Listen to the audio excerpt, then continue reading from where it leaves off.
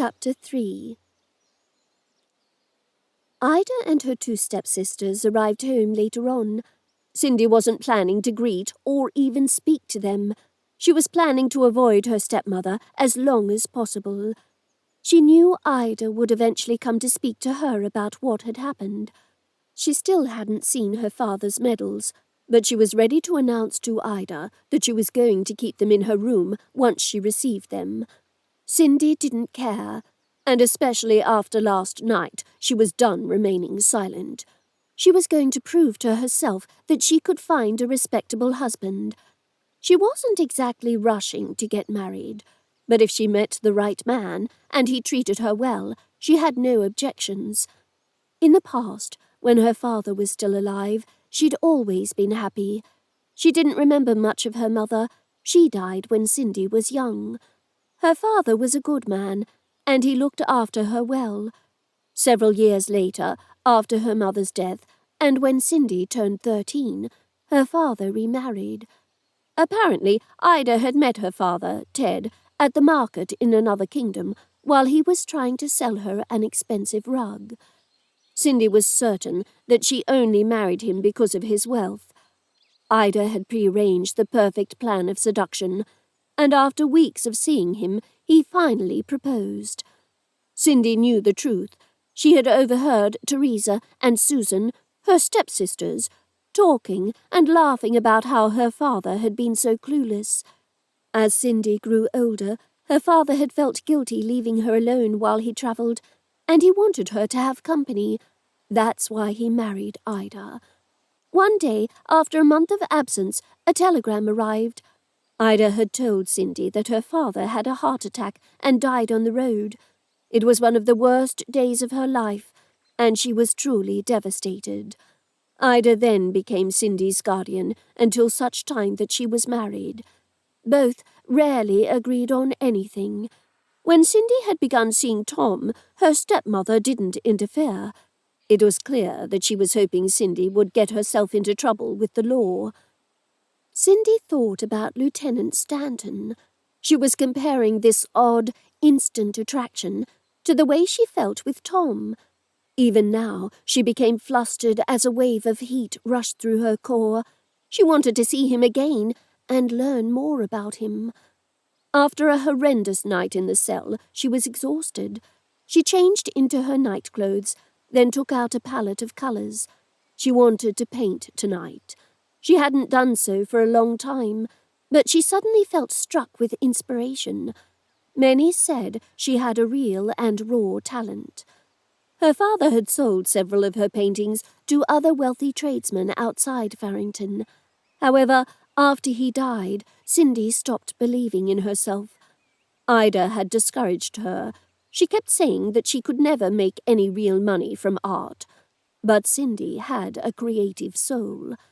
She had never stopped dreaming that one day she could make her love of creating works of art something to be proud of, and make a living from it, too. She brought water to the table near the blank canvas and dipped a thin paintbrush into red paint.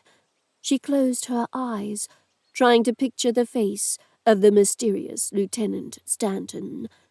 She was suddenly interrupted by the sound of horses outside.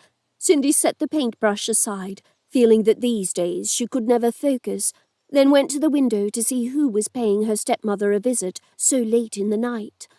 No one had visited her since her father died, but she was generally curious to know what was going on in Ida's life. She frowned when she saw a royal carriage with snow-white horses.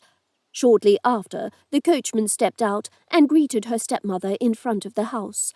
He was dressed in a crisp, white uniform, and Cindy instantly recalled several women at the market speaking of Prince Eric's father, King Caspian, and how he was planning to organize a ball for his son.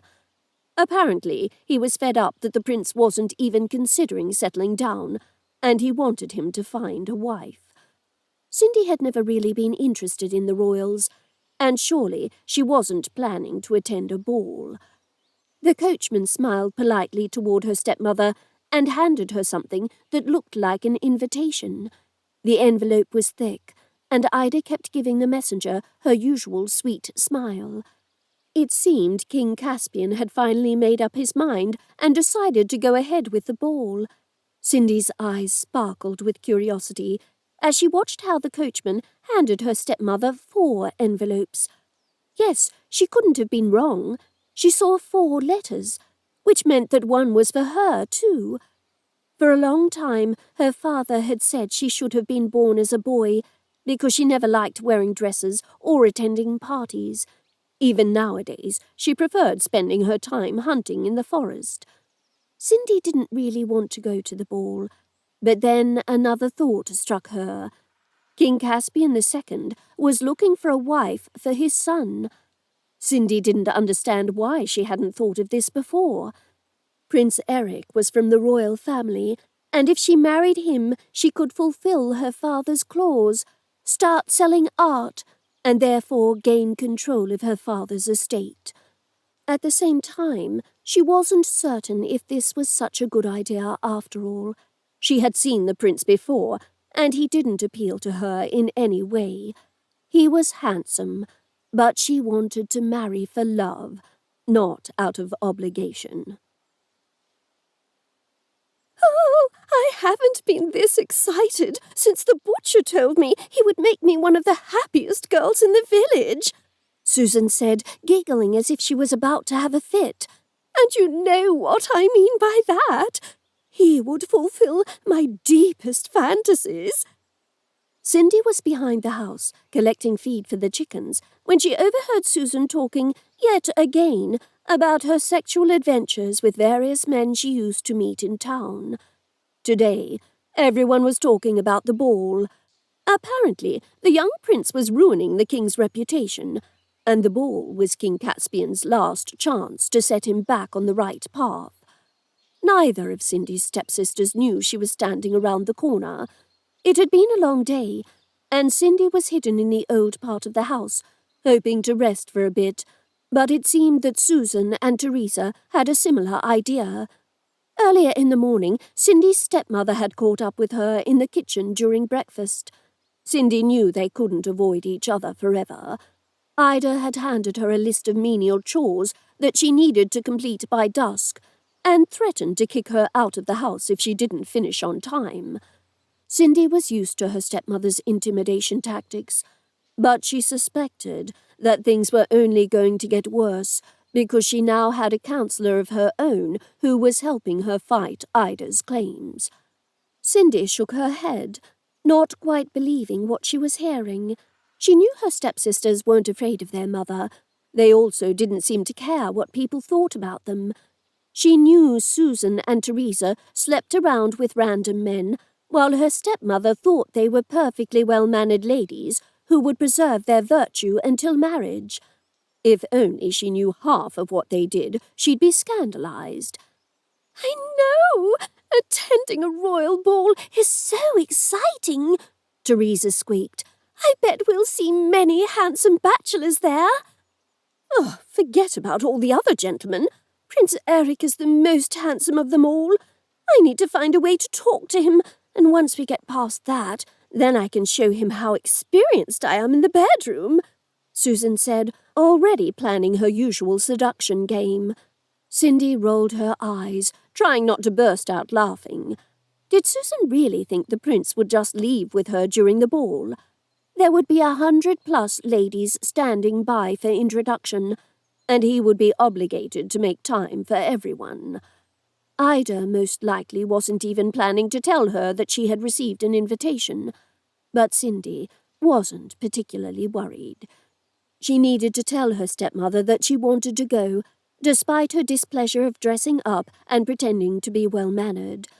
Earlier on in the day, her stepsisters were trying their best to ruin her good mood, calling her a thief and a whore. They probably heard that she was caught with the medals by the king's guards, and that she spent the night in a cell. Cindy hated her stepsisters. In the beginning, she'd tried to connect with them, but they seemed to take a dislike to her instantly.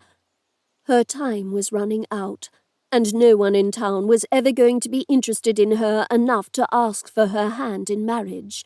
She knew her stepmother was all too happy to wait, but she had to fight for her father's good name. "I'm going to be there too, you know, so don't jump the hoop just yet. I can pleasure a man much better than you," Teresa said confidently, and her sister snorted automatically as if to disagree.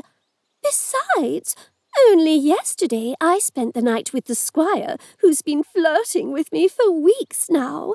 He was all right, but he had a bit of trouble with his erection, you know. And Mummy is so uptight these days.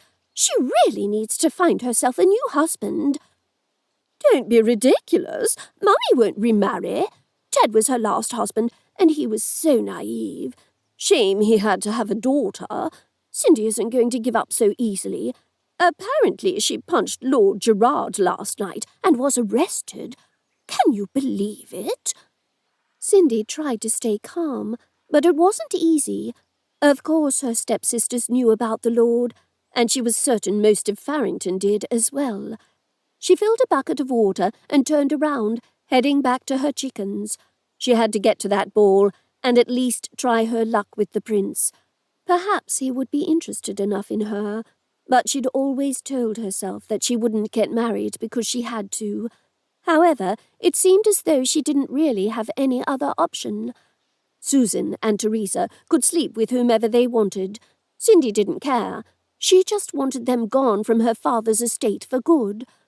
After she was left under her stepmother's care, Ida had changed. Every day, along with the maid, she had a list of chores to do. Ida had told her that from then on she needed to earn her keep. Cindy was trapped. She had avoided prison, but then she became a prisoner in her own home. After her failed relationship with Tom, her reputation was ruined. People in town looked down their noses at her, and she was on her own. She knew it was all her fault, and she was willing to do whatever it took to change it. Every day she had to work hard to prove to everyone that she was worthy of keeping her father's estate and taking over in the future. Her stepsisters were making her life difficult too. Most of the time, they tried to break her spirit in order to get some kind of reaction out of her. One day, she was polishing the floor in the kitchen, and as soon as she was done, Teresa and Susan purposefully walked inside to get a drink, wearing muddy shoes. Then her stepmother noticed her standing around and looking miserable, so she started shouting at her while her stepsisters stood by laughing. Cindy remembered many similar incidents, and others much worse. Almost 4 years had passed since she'd cut ties with Tom.